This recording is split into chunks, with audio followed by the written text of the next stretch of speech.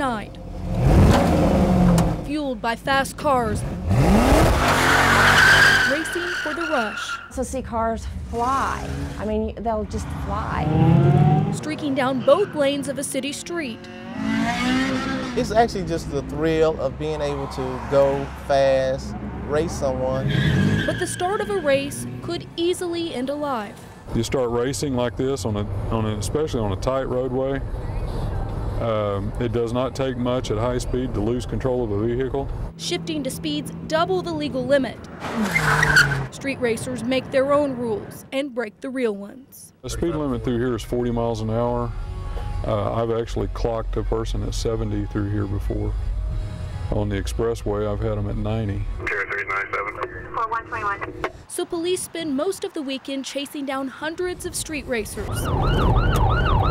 The reason I stopped you is for being stupid, really, because you're racing. Oh, yes, sir. I'm sitting there watching you guys take off from that light. Now, why are you doing that tonight? So I'm trying to get home. No, you weren't. You were trying to race these other guys. You have your license and insurance? Car after car. I cited you for reckless driving. I listed it as racing. Police pull over these speeders, hoping a $250 ticket will put the brakes on this problem. I don't want to be there. After talking with some of the racers, it becomes clear nothing will stop these cars. When the light turns green, anything goes, leaving behind all thoughts of a risky run. We're going to race tonight, we're going to win tonight. Not on city streets, though. Instead, the thrill comes from just down the road. It's a great night of racing. It is a beautiful Friday. We have a bunch of fast cars. We're going to start this round one qualifying. While gearing up for his next ride, Michael Haywood remembers cheating death as a street racer.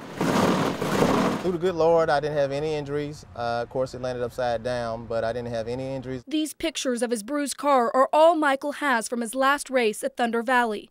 He walked away without a win, but the reality is, on the street, he would have lost a life. No one would have lived through that if they would have been on the street. For one, they wouldn't have had the safety equipment. Next thing, it caught on fire, and they wouldn't have had any way to shut the fire off at all. Longtime dragsters agree the streets should just get a racer to the track. The most important thing about racing out here is safety.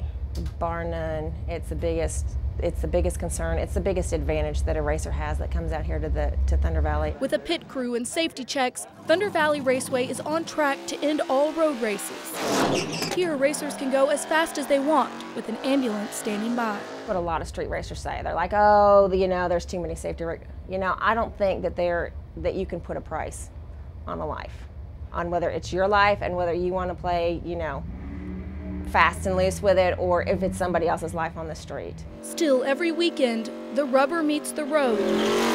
That yellow truck right there, that's here every weekend, the one just passed us. In fact, we stopped him last weekend and gave him tickets. And the thrill of the ride smokes out any thought of a tragedy. When you see the same person again and again, obviously you're not changing their behavior.